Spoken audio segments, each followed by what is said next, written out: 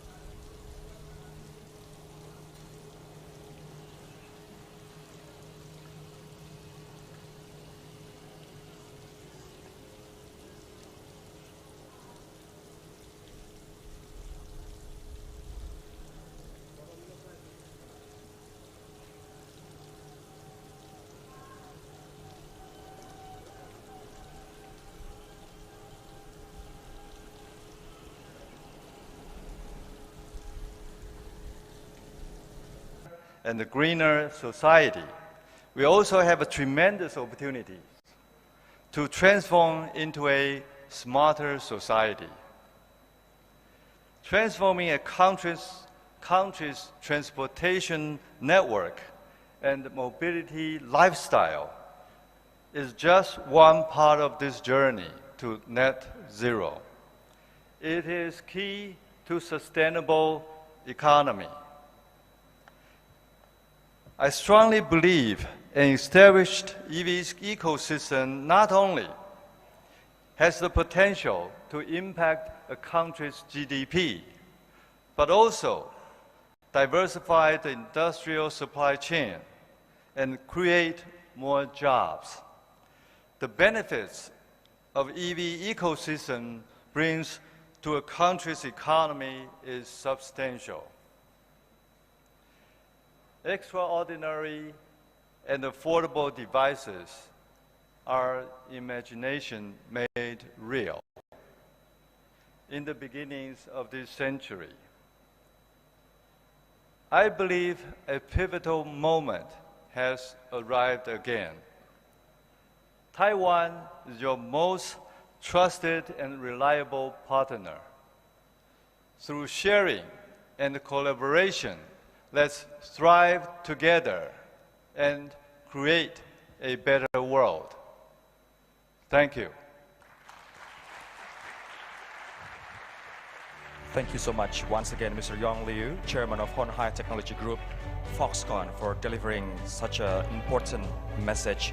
3 fundamentals in harnessing the power of innovation for future economic growth that are share, collaborate, and also thrive.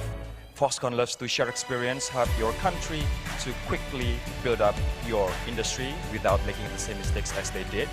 Collaborate, it means build and also localize, whilst thrive means greener, cleaner, and also smarter society. And it is also interesting to revisit what our 2 speakers earlier had to say. Mr. Alangga Hartarto also mentioned that governments must be at the driver's seat in responding to future challenges through stronger public-private partnership for concrete policy actions. He also mentioned about partnership between the public and private sector is key to the post-pandemic economic architecture. And towards the future, we must prepare for another green revolution, innovating for a major transformation towards a greener, bluer, and more digital economy that protects our planet and our future. He then proceeded to invite all of you, business community, governments, NGOs, to be part of the country's transformation. Professor Klaus Schwab also mentioned about innovation, ladies and gentlemen, and he pointed out that in terms of harnessing the power of innovation, he saw 5 imperatives for moving forward. The first one is leveraging the full potential of the 4th industrial revolution, that is, do it holistically. And focus in green economy, as green technology costs have fallen significantly over the last decade and will most likely continue to do so. And therefore, a fast transition to clean energy is cheaper than slow or no action. Thirdly, create genuine private-public partnership, make innovation socially sustainable, and last but not least, build the human capital needed for innovation. He then concluded with government and private sector must cooperate, and once again, it's not about big fish versus small fish, but it's about fast fish versus slow fish.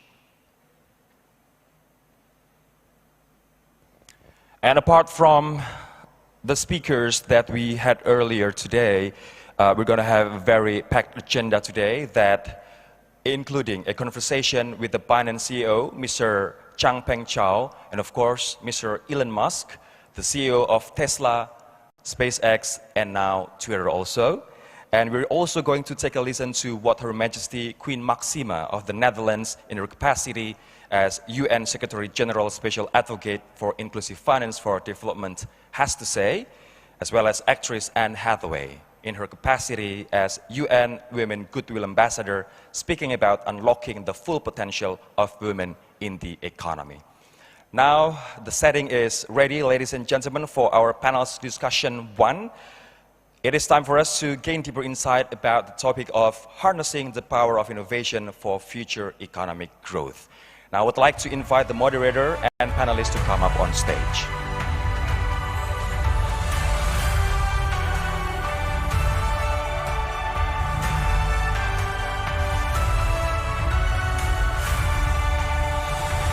The moderator for today, Mr. Jack Azaguri, Group Chief Executive Accenture, and the speakers are Ms. Candace Johnson, co-founder of SES and Laurel Teleport Europe, Mr. Christian Guevara, Chief Executive Officer of Telefonica Brazil, Mr. Anthony Tan, CEO and co-founder of Grab, Mr. Alvin Sadat Maja, President Director of Elang Mahkota Teknologi, Mr. Deep Kapuria, Chairman of the High Tech Group. Mr. Azaguri, the time is yours. Good morning, Excellencies, distinguished participants. It's a great pleasure to be with all of you together here and with distinguished panel. I also want to say a huge congratulations for a flawless organization of this B20 forum that is surrounded by the unique and warm hospitality of Indonesia. We have an amazing panel here. I will do quick introductions and set the context. In alphabetical order, I'll start with Alvin Sadat Maja, who is the President Director of MTech, one of the region's largest and most successful technology, media, and healthcare companies. Anthony Tan, CEO and co-founder of Grab. The company needs no introduction, one of the most successful startups in the world, with a super app that covers payments, delivery services, ride-hailing, and much more. Candace Johnson, founder of SES and co-founder of Laurel Teleport Europe. She is the entrepreneurial mind behind some of the largest and most successful satellite companies and chairs one of the largest private equity funds related to space. Christian Guevara, CEO of Telefonica Brazil, also known as Vivo, one of Brazil's largest telecommunication company. And last, but by no means least, Deep Kapuria, chairman of the High Tech Group, the highly successful India-based auto components and technology manufacturer. I want to set a little bit of context before we get to the panel discussion. We have made some progress during the pandemic around internet and connectivity. But today, 2.7 billion people in our planet still are disconnected. We have to do better. We have a responsibility as business and government leaders to do better. We know that telecommunications and digital connectivity drive GDP growth. The UN has showed it.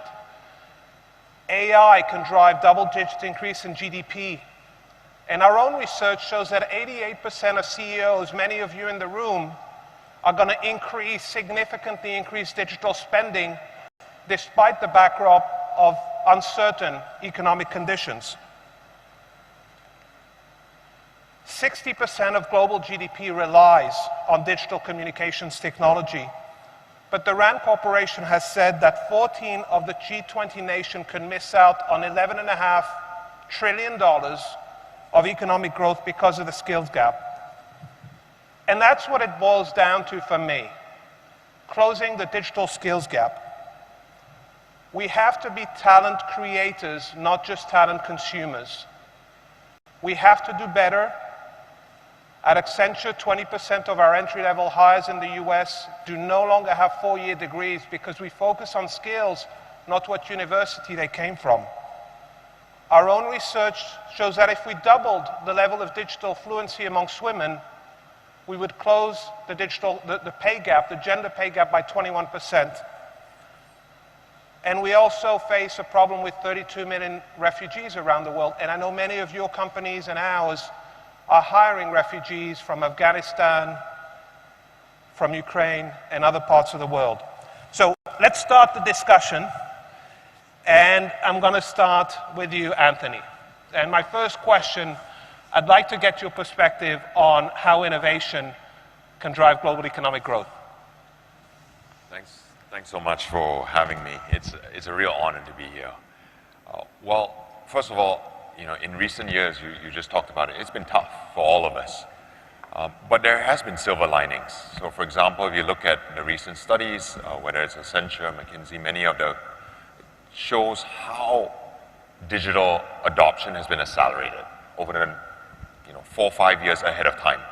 And we've seen it, one of the other silver linings, 100 million new internet users in Southeast Asia. But how did this happen? I mean, we've seen actually many of our what we call UMKM or small and medium or micro SMEs have a tough time trying to embrace this change. And companies like us, how do we help them embrace this change? How do we uplift them? One thing we've done is just during the pandemic, they had no choice. Lockdowns, they didn't know how to start their business. They didn't know how to restart, how to sell. So we created things like GrabMart, where we accelerated their business. Imagine, in your wet traditional market, on demand now you can get that service for all your grocery needs. We've been able to do that. I'll give you a quick story. Ibu Siska, which is a lady selling a small stall about this size. She used Grab. It accelerated her business. She now generates about $15,000 US a month. And she even knows how to use our digital advertising tools, our financial tools on her app. Right? This was a lady in her 50s, and now 90% of her business is online. That's the beauty of really accelerating that. But again, that's not enough. I think even building new tools, forcing ourselves to innovate for uplifting them is insufficient. One other thing we need to do even beyond that is how do we digitize even beyond just Jakarta, which is a great city, but the tier 2, tier 3 cities. And with that, I am very blessed, Grab is very blessed to have a great partner, MTech, who together we acted on Kota Masa Depan, which meaning building future cities. And together we've been able to accelerate digitization across these cities. But I'll let Alvin talk more about that. That's an amazing story, how you change people's lives. Alvin, I'm going to turn to you. MTech was founded in '83 as a distributor, now a huge organization. your thoughts on innovation to drive economic growth.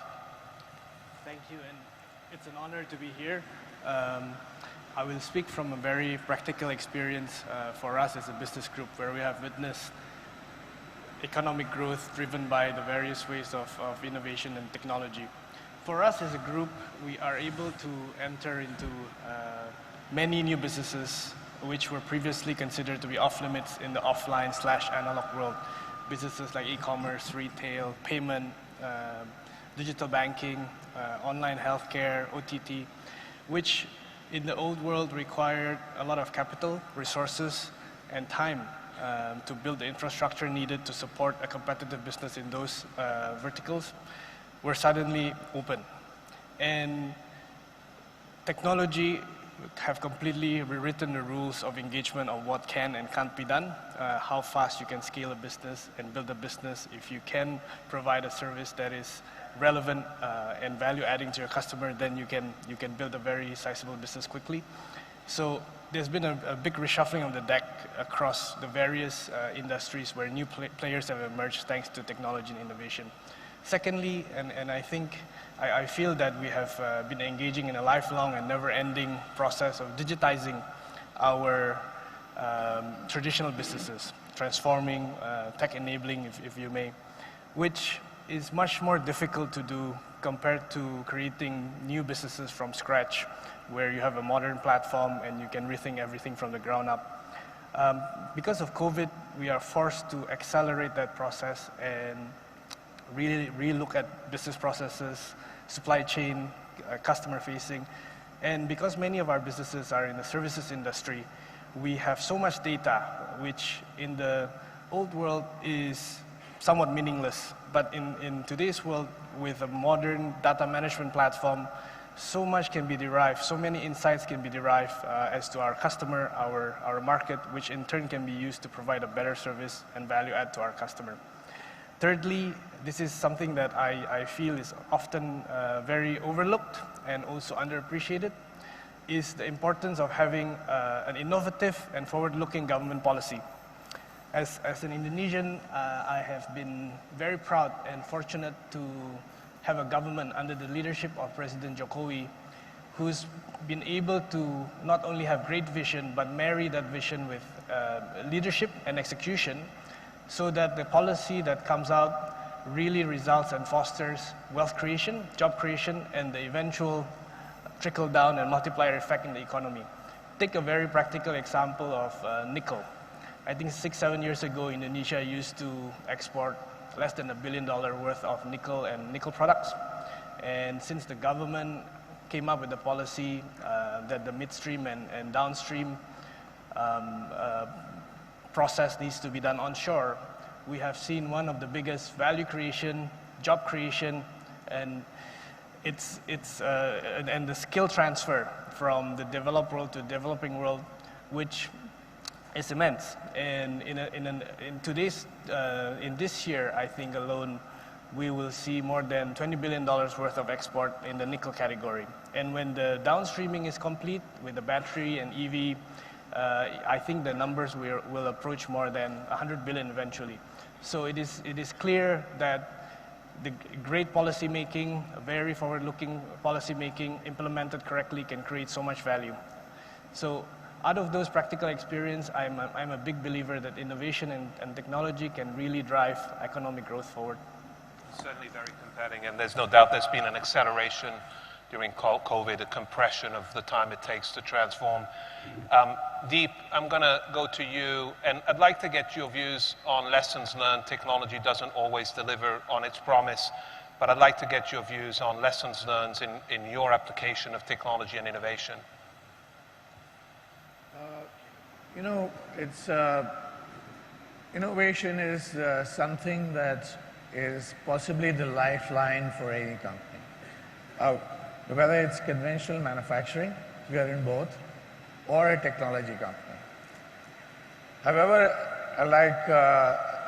which was just expressed, that when you are in a legacy kind of a manufacturing environment, to bring in innovation is very, very different than to bring in innovation to a technology company. So when you're trying to get a manufacturing company to innovate, you need the buy-in for a lot of issues in terms of how you get the adaptability, and not only adaptability, but the acceptance as a culture of innovation. And that's the struggle. Many a times what we have done is used analogies. When you're trying to change, you bring in analogies to say that how can you do quick, let's say, tool change in less than a minute when you're taking 30 minutes doing it. So you bring them to a Formula One car and say, you know, this is how it works. So these analogies sort of bring that culture to an innovative culture. But on the other side, the technology side, you have a very different side of workforce. A workforce which is ready to go. So many times you have to hold them to a way that you have limited issue of experimentation. So what it happens is that how do you limit yourself and also say that, okay, you can fail. You know, that acceptance is that when you design an experiment to fail, and what you don't actually reward is just success, but you also say that not doing anything is something not acceptable. I think that brings in a lot of the cultural change to bring in innovation. I fully agree. The importance of failing fast, but not acceptable not to try. Candice, you've architected one of the world's largest satellite space systems. I'd like to get your views on lessons learned from innovation. Yes. So I have asked if I could perhaps show some slides, and our wonderful tech company, there you go. Okay. So, you know, I was born in a family that my satellites for the United States, and then did the world's first private satellite system. So from the time I was 5 years old, when I received a toy Sputnik on the Christmas tree with Santa Claus inside, I thought everything good came from space. And, you know, innovation, so important. But you know what? Inspiration, I think, is even better. So this is a picture when I was 30 years old, 35, and we're in Peru, and we're launching my first satellite, SES Astra 1. The Grand Duke of Luxembourg is behind me, good-looking guy. The Prime Minister of Luxembourg with the white hair is behind him. 5 years before, I had conceived Astra, the world's first private trans-border satellite system. You see, in 1983, you can see that we are covering all of Europe. Not half of Europe, as it was at that time, but all of Europe. And so when we launched our satellite in 1988, 9 months later, the wall fell down, and we had a satellite system that could cover all of Europe. And we started it from that very, very little country in Luxembourg, between Germany and France. You can barely see it on the thing. So, you know, you always have to go forward.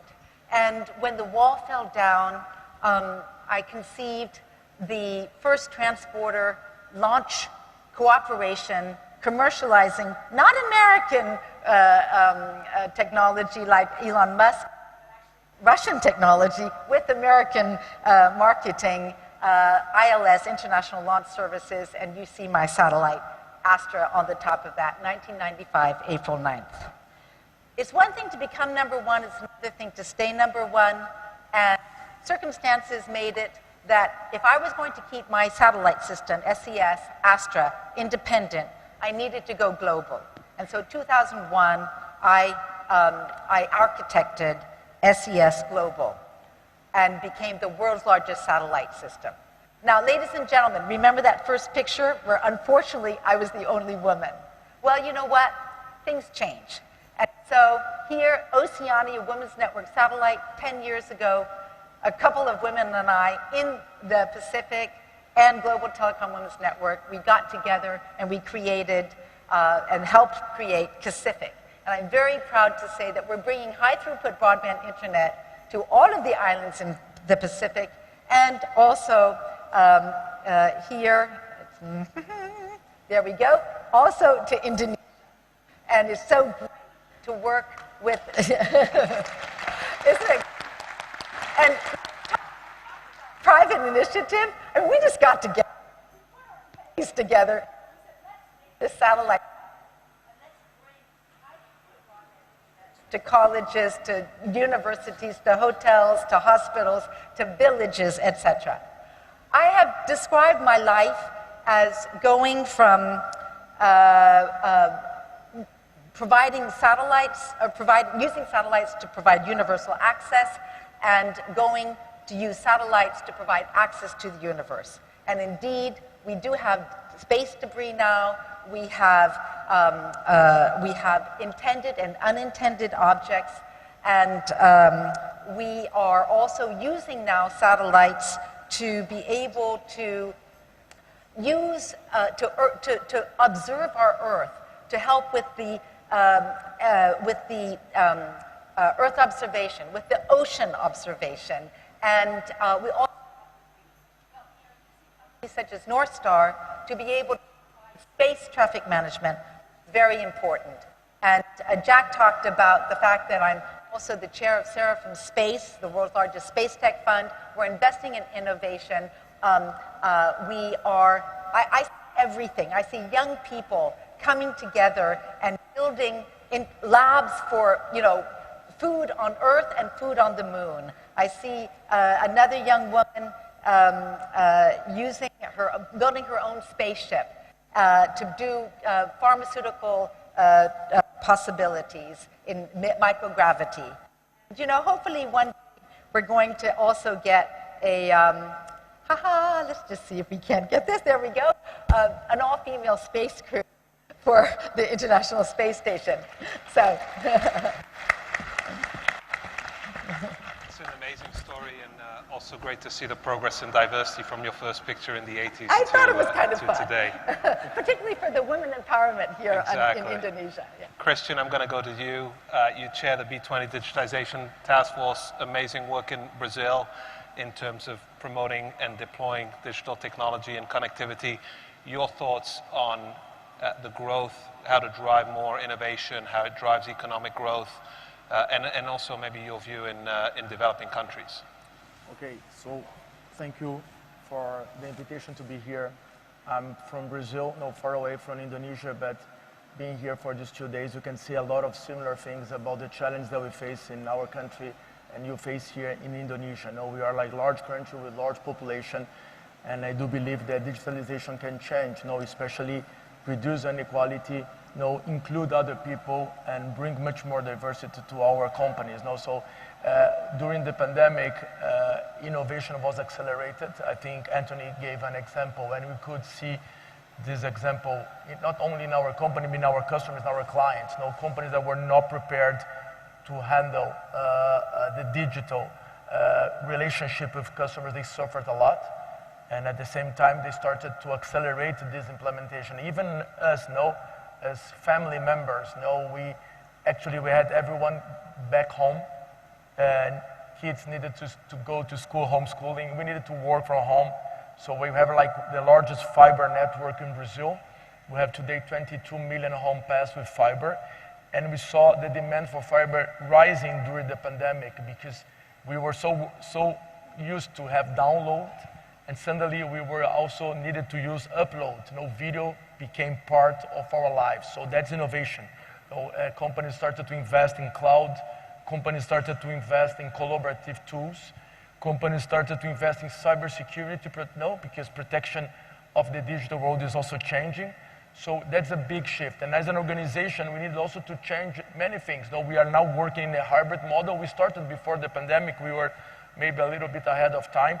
But now that's the reality that people really want to work in an environment that can be on-site, but also working from home. So we need to adapt. That's also innovation, to attract people, talented people, to develop new skills. We need to change not only the culture, that's also important, but the way we work.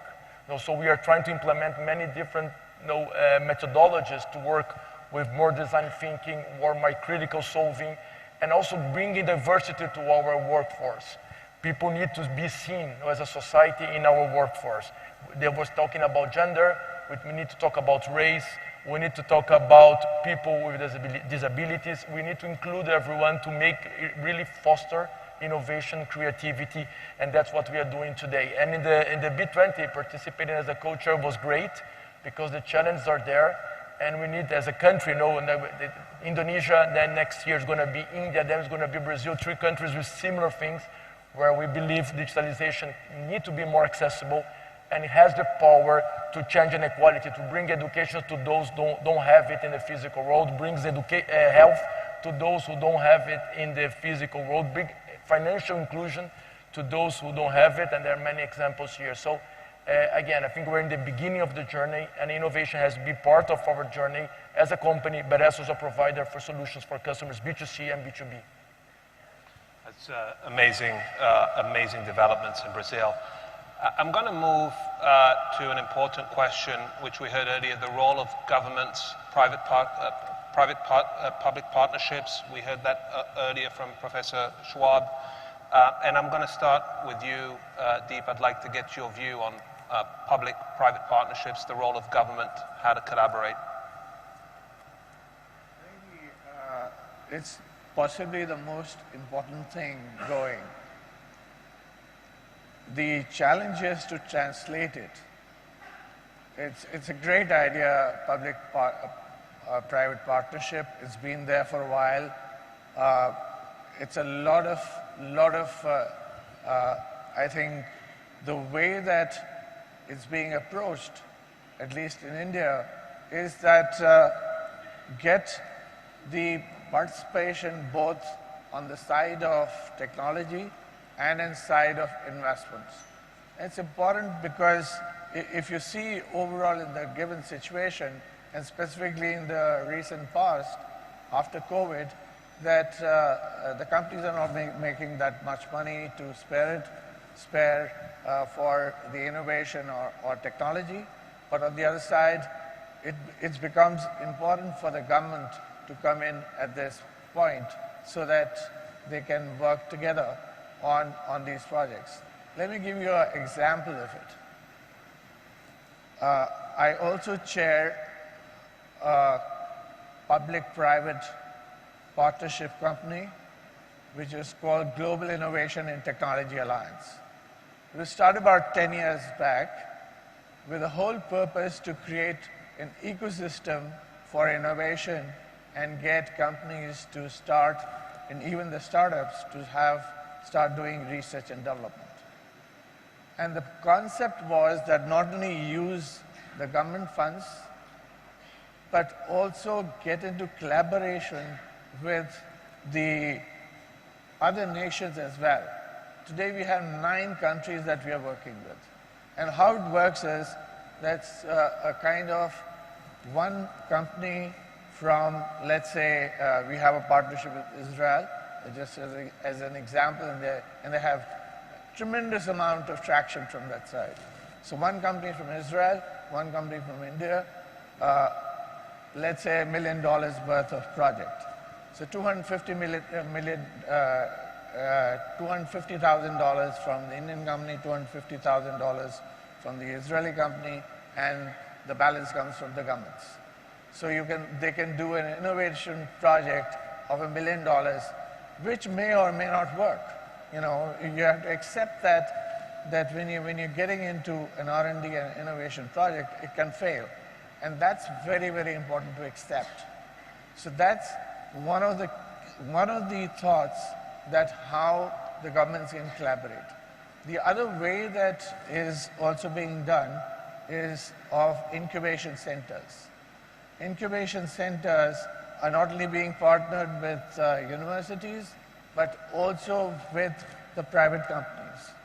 Like we have innovation kind of incubation center, which we allow the MSMEs to come in, work from the desks, and provide them some kind of help in terms of literally getting from the aspect of the government funds to the private funds. So that the proverbial valley of death is avoided. So there's a public fund, and when they get to the private fund, that's when a lot of the SMEs lose their way and actually die. So that's how it's all operating.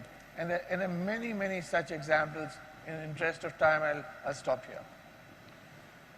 We're going to come close to wrapping up. Anthony, I'd like your final thoughts on the topic of public partnership, and especially what it means in developing countries. Anthony. So just two, given time is short, I think number one is governments and companies like ours, how do you work on minimal to no friction? One, I just want to celebrate the Indonesian government. We worked with the Ministry of Cooperatives. They were super helpful. They helped us onboard many, many thousands of wet market, traditional wet markets all across Indonesia. So just working together, again, we are small. It's about leveraging and working and standing on shoulders of giants. And there's no better giant than the Indonesian government.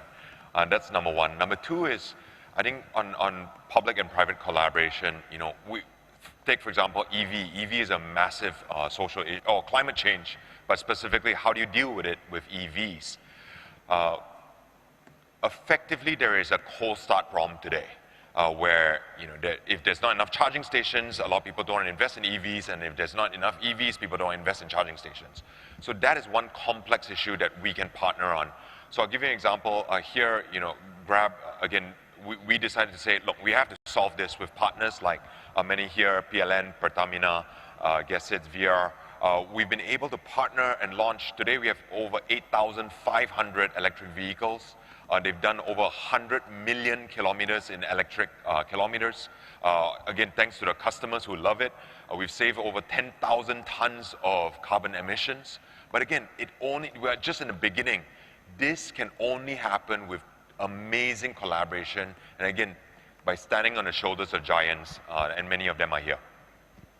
Yeah, and you've outlined the role of technology, innovation, combined with sustainability. These things go hand in hand. I want to thank this distinguished panel. It's been a huge privilege. Please join me in a huge round of applause for our panel. Thank you so much.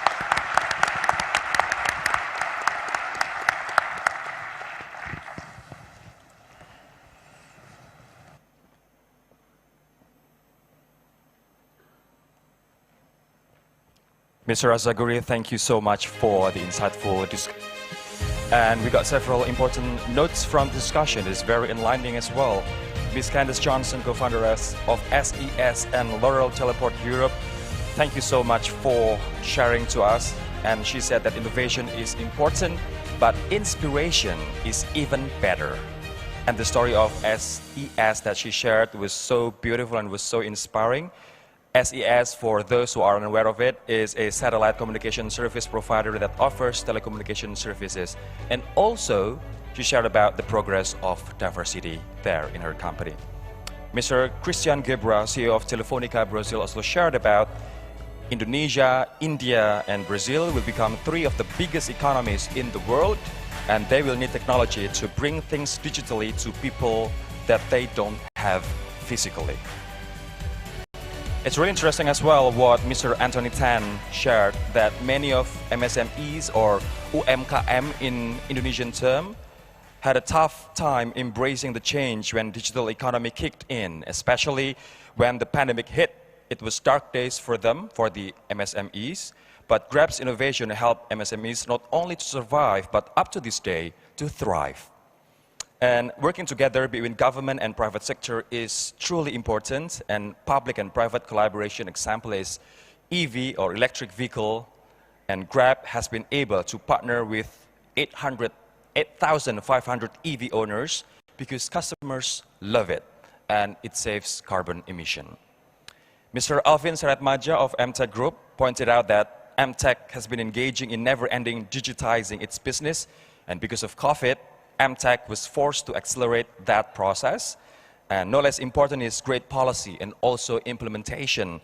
And for example, nickel. In the past, Indonesia exported raw nickel ore, but not anymore, because nowadays, Republic of Indonesia exports processed and value-added goods. So once again, thank you so much for the discussion, and we're looking forward to another discussion or one-on-one conversation after this. So after this, ladies and gentlemen, we are going to have a one-on-one conversation discussing about investing in future talents, technology, and financial resources with Mr. Chang Peng Chow. It's really interesting. The CEO of Binance once tweeted, in particular on Sunday, saying that self-custody is a fundamental human right, and you are free to do it at any time. Just make sure you do it right. And it's very intriguing to, listen more and learn more from Mr. Chang Peng Chow.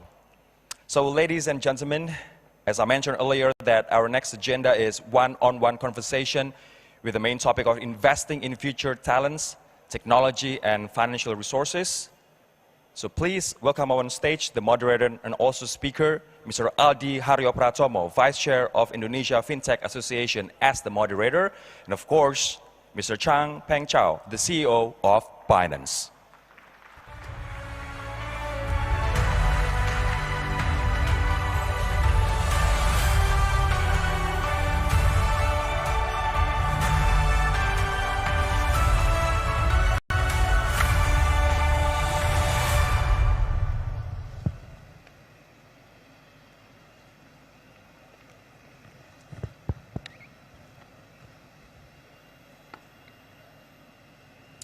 Hello, everybody.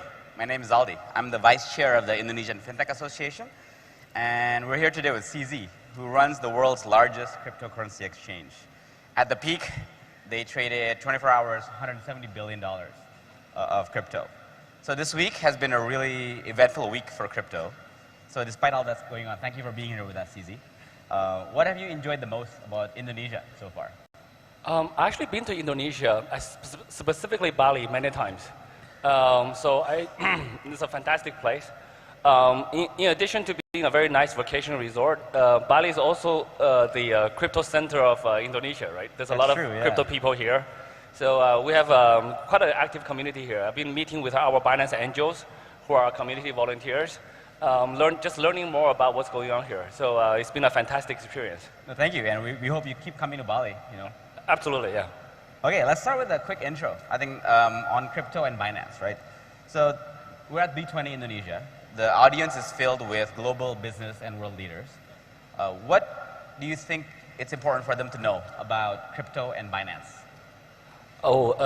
Those are big topics. I think crypto, the way I would describe it is, if you think about internet, it's just a new technology. It was just a new technology for transferring information. Yep. That's all the technology is. It's just data packets over a wire or over the air. But because of that, we're able to build entire industries, new economies, virtual worlds. Today, if somebody take away your phone, you feel really awkward. This new technology, crypto, is just a new technology for transferring value. Mm-hmm. That's all it is. But with this new technology, we can now build new business models. It's changing the way we do fundraising. It's changing the way we do investments. It's changing the way we do payments. Now we can do micropayments. We can do cross-border remittances. So we can do NFTs, metaverse. All of this is going to come. Some of them are already here, like global fundraising using either ICOs, IDOs, IEOs. Yep. It's already here. So if one technology deals with information, this new technology deals with money. Yep. So the impact is going to be tremendous. You will impact economic sectors very heavily. The technology for a better form of money is going to give you a better form of a fintech industry, financial sector, which is going to be the pillar for every other sector. So it's very important to understand this technology. At the same time, there's a lot of risks. We're in a new industry. We've seen over the past week things go crazy. Here, so in the industry. So we do need some regulations. We do need to do this properly. We do need to do this in a stable way. So all of that is happening. Binance is one of the larger players in the industry. Most people know Binance as a cryptocurrency exchange, but we actually have much more than that. We also invest and own multiple decentralized wallets. We also own CoinMarketCap, which is the most visited website in crypto for information. We invest heavily in DeFi, in blockchain technologies, etc. So we also invest very strongly in local economies in different parts of the world. So we also we are probably one of the few platforms who push very heavily on education and charity, etc. So Binance is more like an ecosystem of tools that we want to help people to access crypto with. Oh, thank you. That's a very broad explanation. So let's dive into the use cases, right? Because ultimately it's about being useful. That's what a technology should be. So you mentioned about crypto's function as enabling entrepreneurs anywhere to raise money globally, like Polygon in India, for example, right?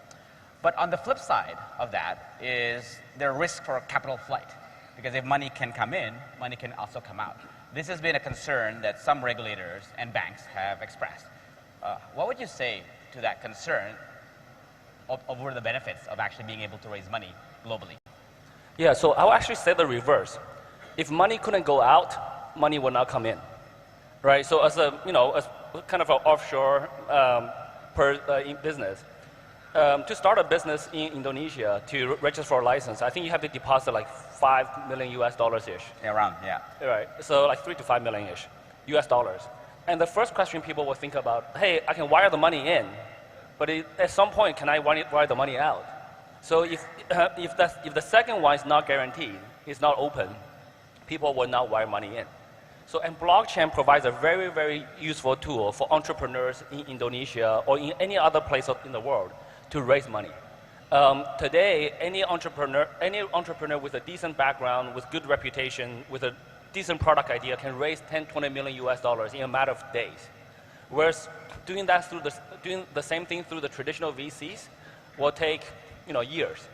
And also, I think Indonesia does not quite have a very strong VC ecosystem. Like, compared to the size, in dollar terms, compared to the US guys, are much smaller. It's still young. Yeah, it's still young. But just because we're still young here, we can leverage a new technology. In the US, the VCs are so established that they're actually more scared of this new technology. Because we're young and we don't have such heavy establishments yet, we can just use this new technology for entrepreneurs to raise money. This is the most direct form of foreign direct investment. So every country, every leader I spoke to, everyone wants foreign direct investment. But why don't you let entrepreneurs raise money using the blockchain through ICOs, etc. So this technology provides that. Yeah, so your recommendation essentially is for the regulators just to open up, right? But also another part of what brings foreign capital in and capital out is taxation. There was a recent crypto tax introduced, for example, in Indonesia and some other markets. What do you have to say about those? Yeah, so I actually think the current tax, the new tax that was introduced recently in Indonesia, it's not optimal. I think tax is perfectly fine, and the way to achieve the highest amount of that you can tax is actually through, I think, which could be wrong, is actually through a lower tax number. So look, if you take things to the extreme, right? If you tax $99 out of a $100 transaction, you're not going to get any tax because no one's going to do that transaction. And also in crypto, there's less of a country border concept. When you tax the local entities very heavily, well, the local transaction, the transactions that happen on local platforms very heavily, all those transactions are going to move to offshore platforms. And then you actually end up taxing very little. If you tax a little bit and the transaction volume is high, then the total amount of tax you receive is actually higher, right? So it doesn't mean higher percentage tax always give you the highest return or highest tax collected. Also, I personally would highly recommend don't tax on the user transactions. If you tax 0.12% per user transaction, that's not going to be a lot of transactions. Tax the businesses in the industry. So tax corporate income. And in order to tax corporate income, you should give licenses more easily. When you give a license, then you can ask for data. Then you have a conversation. So then you have control. If you don't give licenses, and most platforms are operating either offshore or in other ways, so quite a number of things are counterintuitive. It's much better to give licenses, to be open, and then I highly recommend not taxing the user transactions, but tax the corporate income. Understood. Okay, let's move on a little bit.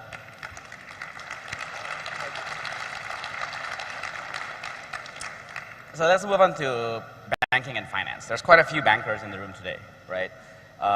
So do you believe that DeFi and crypto will replace traditional finance? And how will the two worlds interact? Yeah, so I think in the short term, no. Long term, maybe. It's possible. I think short term, today crypto is still pretty hard to use. I think this is probably not a very crypto centric crowd. Yeah. So I think I would guess most people will find it very difficult to download their wallet, do a backup of the private key, store it in multiple places, encrypt it, and then have a way to pass that on to their kids when they're no longer around.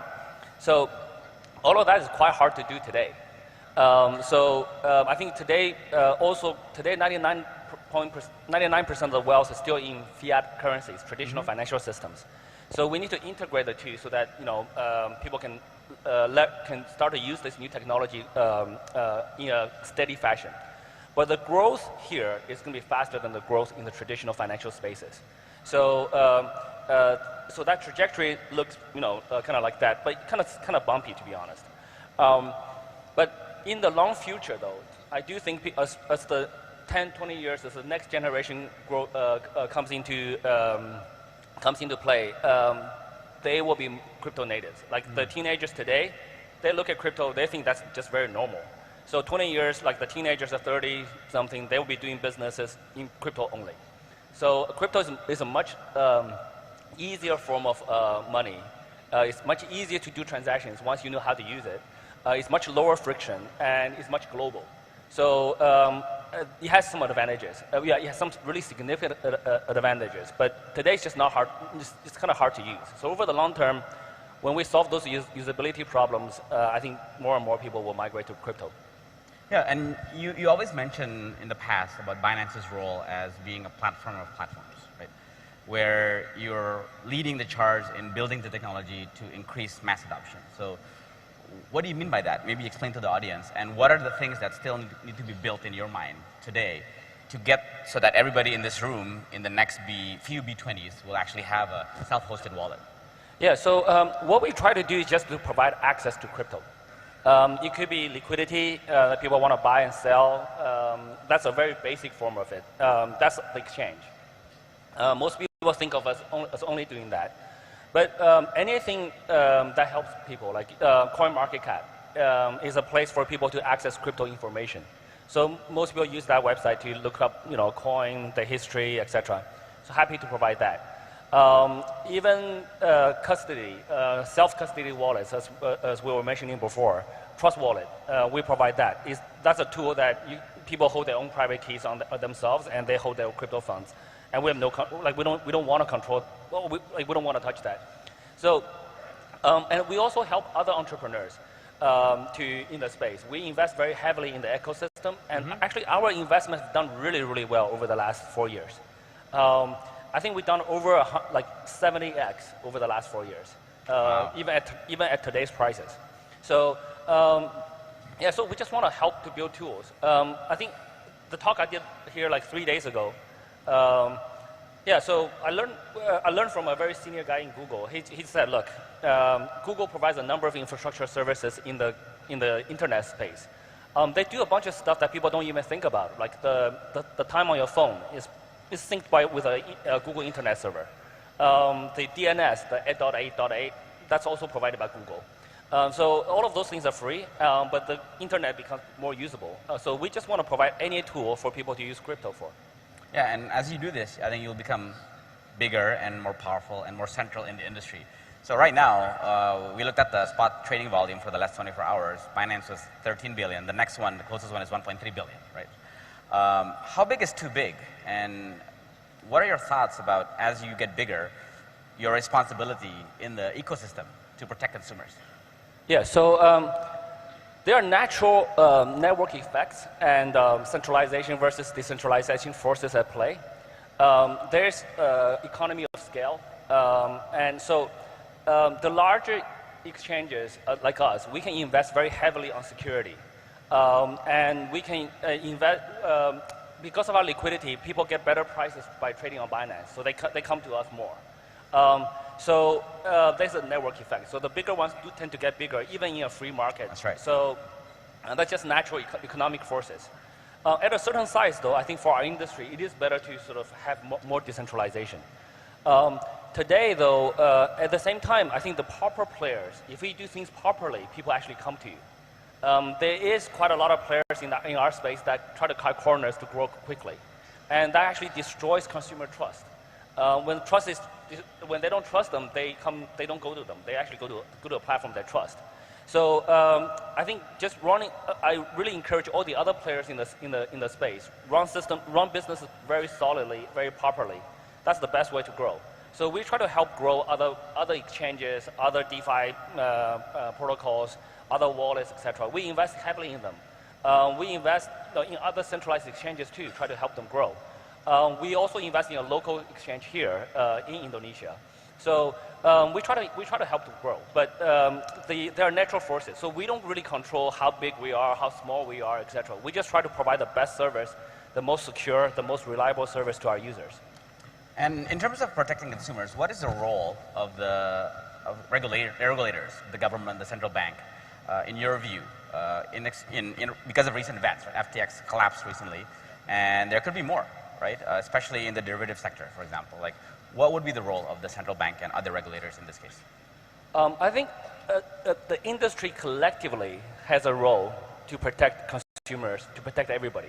So it's not just regulators. Regulators does absolutely have a role, but it's also not 100% of their responsibility. No one can protect a bad player, to be very frank. If a guy is very good at lying and is very good at just pretending to be what he's not, somebody wants to violate the law is not going to prevent that. The law can help to reduce that. As industry players, we should be more vocal about it. We should set very strong standards for the industry. Actually, one of the things we will do very soon, given the events that happen, we will try to collect the other industry players together and form an industry association globally, try to deal with some of the common standards in business, etc. So as industry players, we have a responsibility as well. The VC investors have a responsibility. They invest in businesses that didn't work. That hurt a lot of users. They're also responsible. The consumers are responsible as well. The schools are responsible. Why aren't we teaching people about consumer financial risk assessment in schools? So everybody's responsible.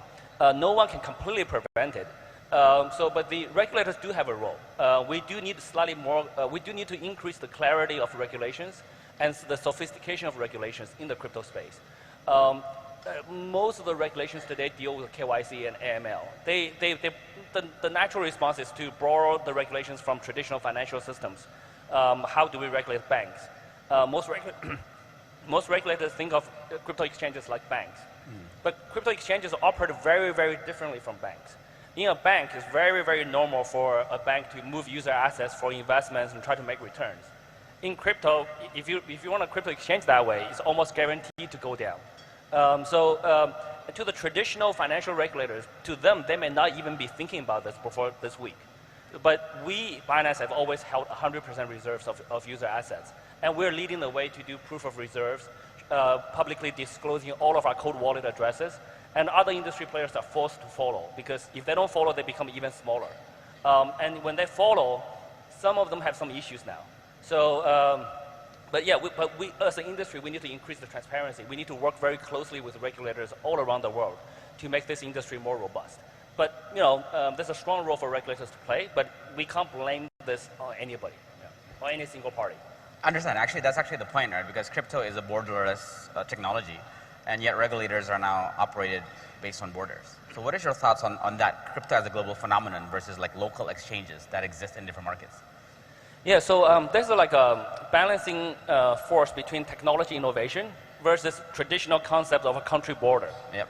if you think about a country border, that's a human-made concept, right? So in the natural world, the country border doesn't exist. It's just like a bunch of guys agree, this is the border, that becomes the border. And now the technologies we have, we're post-internet. We now have blockchain. The internet doesn't have a lot of borders.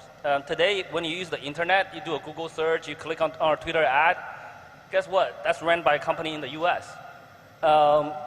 It's kind of borderless. And when you click on an ad, that revenue goes to the US or some other country. Or it could be a local company here servicing other people around the world. But in the blockchain world now, we're post-internet, it's going to be much, much more global.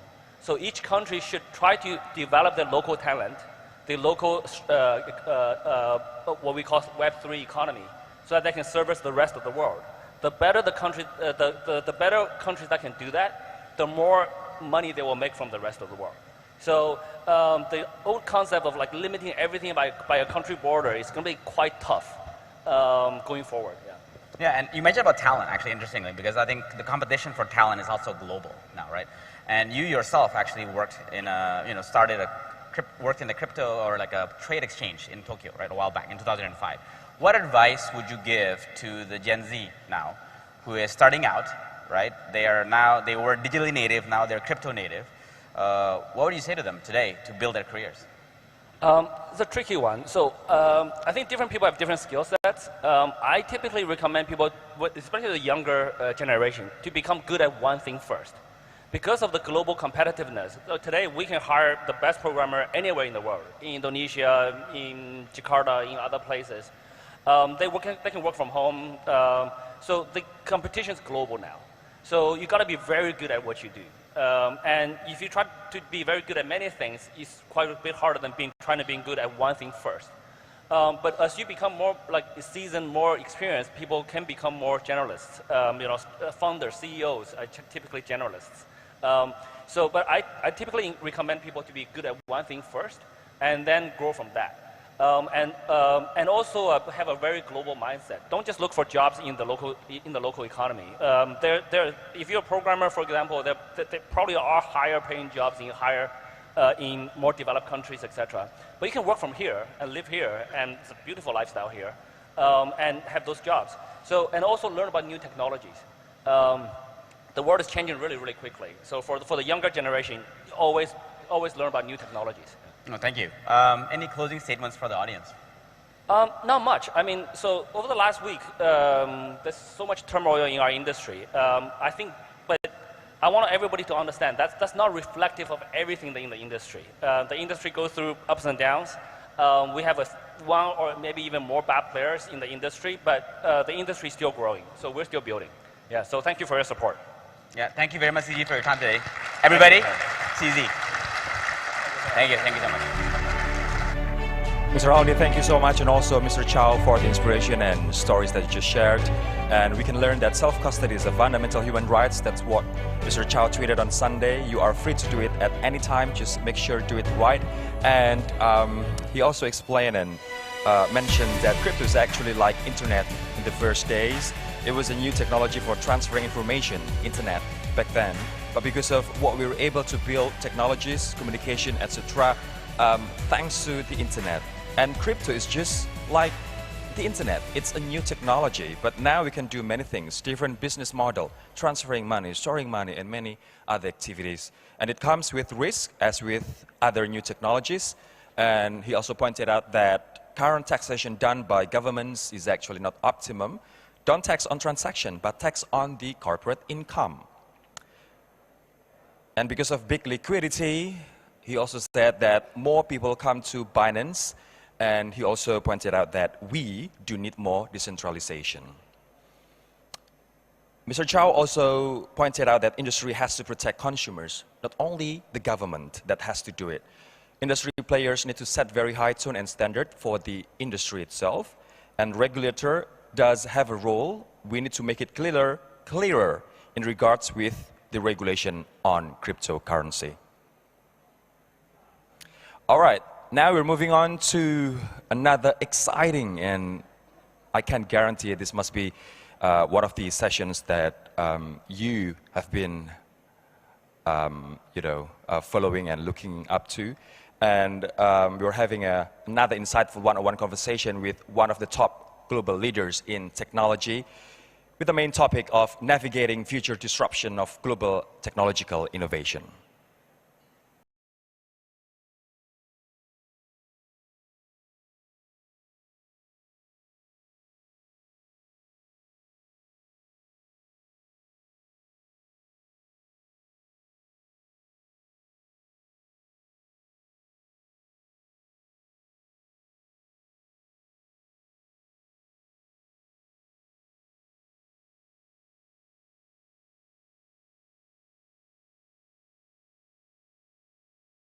It was so cool.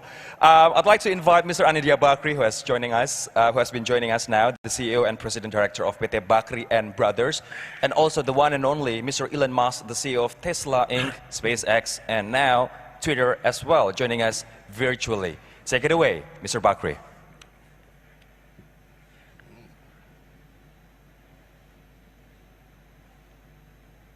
Ladies and gentlemen, no need introduction.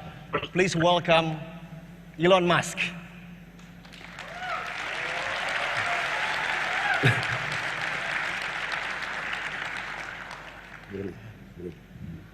Hi, Elon. Sorry, we actually just weirdly. Nice shirt. Hi, we had a power outage about 3 minutes before this call. My apologies. That's why I'm like bizarrely in the dark here. Elon, you are lucky because you have unprofessional moderator. It's the first time I'm doing it. But I'm sure we're going to have fun, especially when we wear this shirt. Great. Thank you for wearing it. We sent it 15,000 kilometers across the globe. Thank you. Thanks for this awesome shirt. Just quick thing, Elon. The batik that you have is from Central Sulawesi, from small village. It is a place where you have a lot of nickels there, so you may like to visit there. Great. And they have this ambition to make net zero industrial park with clean energy. So that's why this batik bomba is special. I hope you like it. It's great. Thank you for this awesome shirt. It's great. I love it. Yeah. Elon, I know you are a hard worker, but with a lot of headlines that you make lately, if I were you, I would jump on a plane and fly to Bali and kind of like hide a little bit or relax. Why don't you do that? I mean, that sounds fantastic. But my workload has recently increased quite a lot. I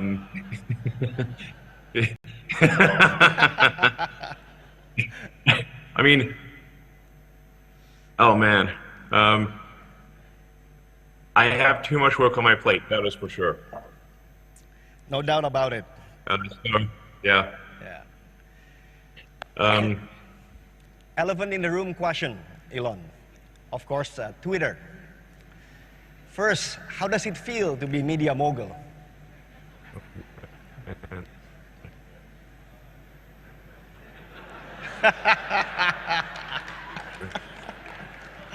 Okay, noted.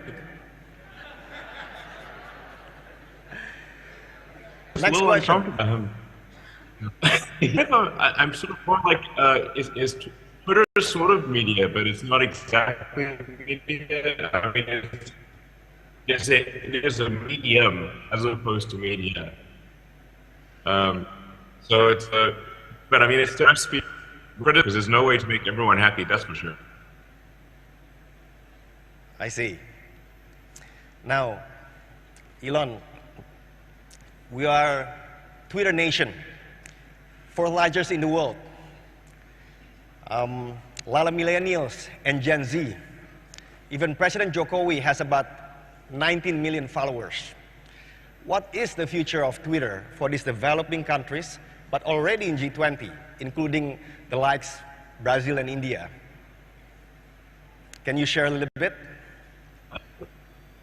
I think Indonesia has an incredibly exciting, bright future because there's just so much youth and energy And the population, I think a lot of people in the world don't realize that Indonesia has one of the world's highest populations of any country. So I think the combination of the youth, energy, large population, a lot of resources, I think the future is extremely exciting for Indonesia. So yeah, I'm I guess bullish on Indonesia, if you will. I think it's very, very exciting, bright future. So there was a thought, I think we interacted a little bit in Boca Chica about Twitter TV. Because over here, information is being disseminated using free-to-air TV antenna to 17,500 islands. Imagine user-generated content, short videos, trending topics. Is it a good idea or bad idea? No, I think that's a great idea. Twitter for sure, I think needs to do a lot more on video. And it's kind of a no-brainer to enable a longer video on Twitter and also enable content creators to make a living with content that they submit to Twitter. So Twitter really needs to give a revenue share to content creators in order for them to make a living creating content and having that content be on Twitter. Oh, great to hear that. Now, let's talk about Tesla. Now, the world is decoupling, Elon, as you know it, right?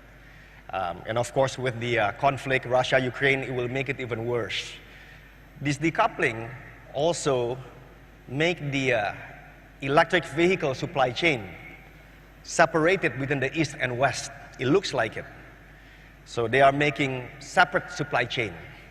Now, you are a global company, Tesla is, global customers, but gigafactories in China, Germany, and Austin that I thank you for hosting us in. How do you navigate through all of this? I have to say it's with great difficulty. I mean, I'm really working at the absolute most amount that I can work from morning till night, 7 days a week. So this is not something I'd recommend, frankly. Yeah.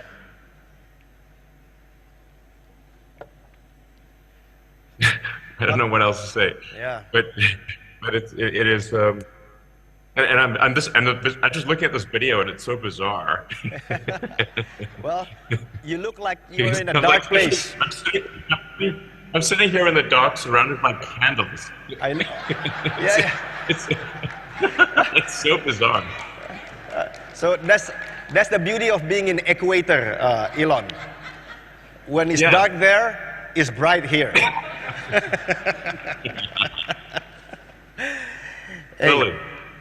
Elon, Indonesia has this ambition to be electro-state as opposed to petro-state. In the past, petro-state, but today, electro-state. Right? Yeah. Sure. So we want to be the Saudi Arabia of decarbonization. We have peatland, mangroves, tropical forests, carbon dioxide capture. We also have critical battery materials. We also have potential for renewable energy. How should Indonesia contribute to this stabilizing the EV ecosystem,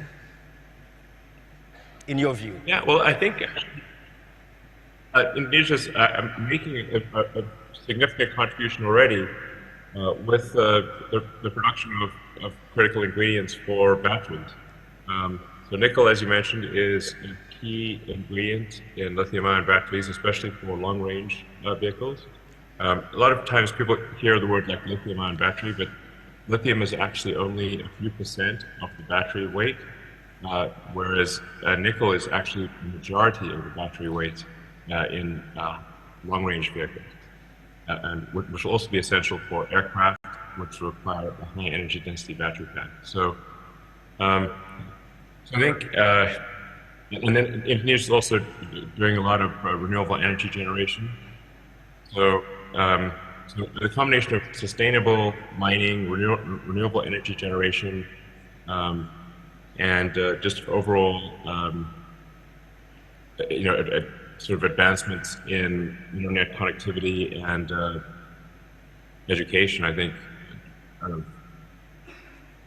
Indonesia is going to make a great contribution to the world. Oh, great, great, thank you. Now, a lot of developing countries are already in G20, like Indonesia, today hosting, and you have India, South Africa. Any thoughts about making a little bit more affordable but still good quality Tesla? Maybe we call it Model I, Indonesia, India?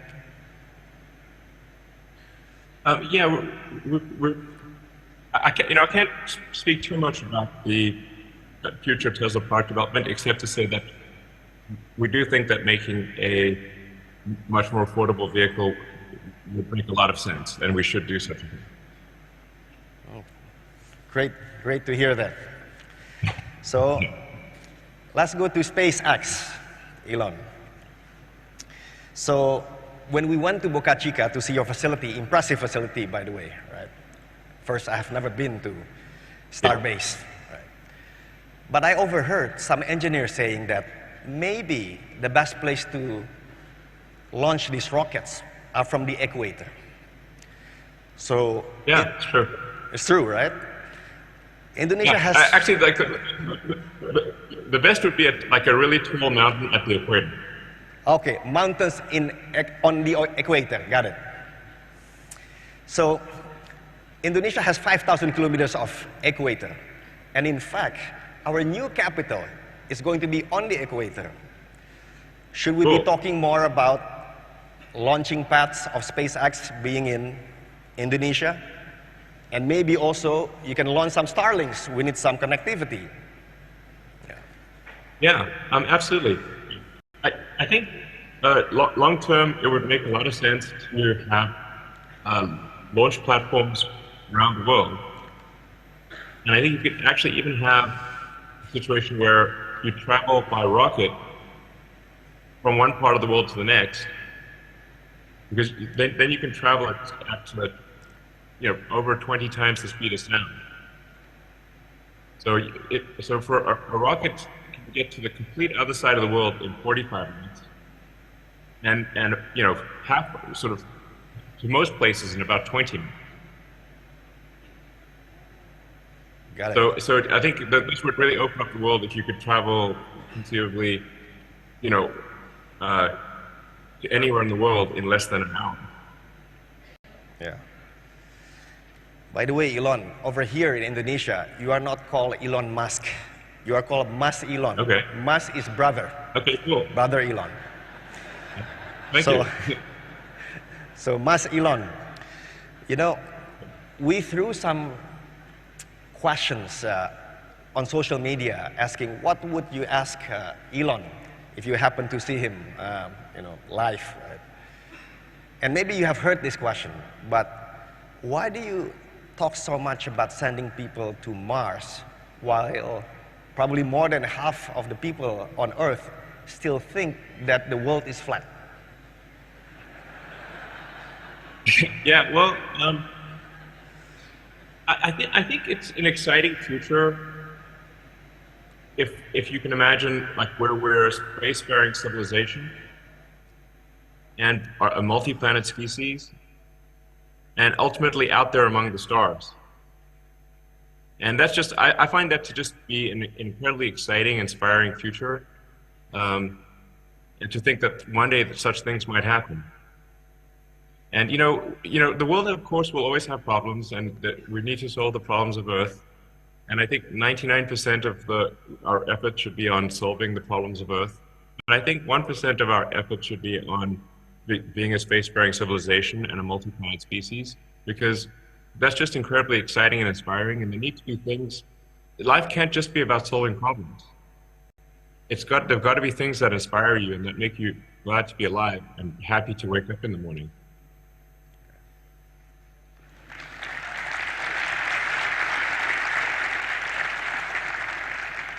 From SpaceX, going back to Earth, Boring Company, we had a chance to go to your facility in Las Vegas.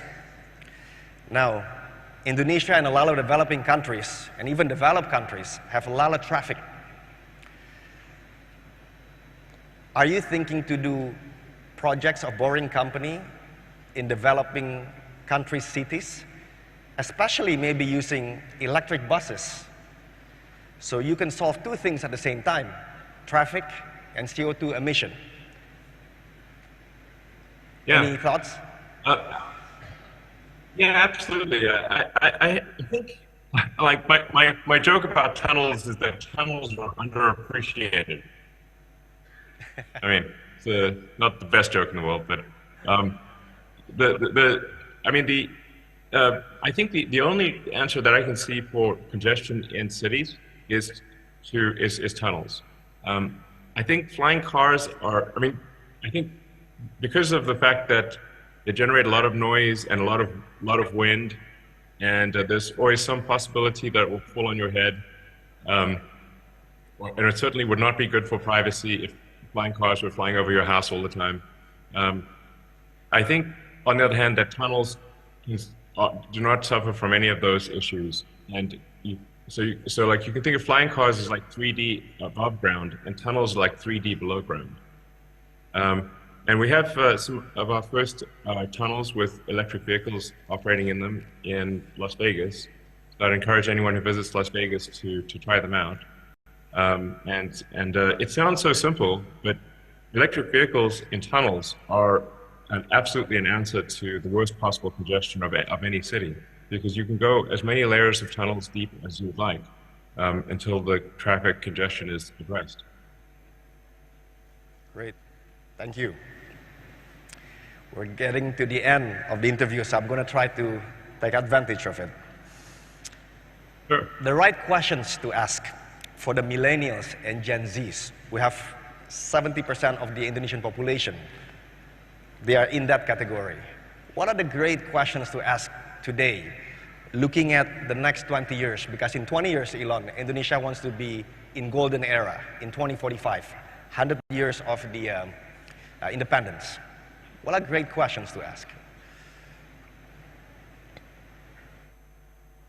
You asked me what are the great questions to ask? What should be they ask? What they should be asking? Let me think about that. Well, we are not millennials and Gen Z, so that's okay, I guess. Well, I think one of the questions to ask is, what future do you want? Like, what is the good future? I think one where civilization is growing and the scope and scale of consciousness are growing along with it is a great future. Obviously one where we transition to a sustainable energy, because the counterpoint is unsustainable energy. The faster we can transition to a sustainable energy economy, the better. But we will transition to a sustainable energy economy. Just a question of how long it takes. And then I think just furthering human knowledge so we can understand the nature of the universe and our place in it, and how we got here, and I don't know, the meaning of life. And as I said earlier, going and exploring other star systems, and maybe we'll find, alien civilizations, or discover alien civilizations that existed millions of years ago, may no longer exist, but we see the ruins of ancient civilizations. I think that would be incredibly interesting, just to, go out there and explore the galaxy. I see. Thank you. And Bobby, the last question. You are a true global citizen, born and raised in South Africa, made it well in America, becoming global entrepreneurial hero. We are here in Southeast Asia. So what should the next, and maybe better, Elon Musk of the East be focusing on in the next 10 years? Because a lot of people in this room, they want to be Elon Musk of the East. Why not, right? Well, I mean, I'd be careful what you wish for. I'm not sure how many people would actually like to be me. They would like to be what they imagine being me, which is not the same as actually being me.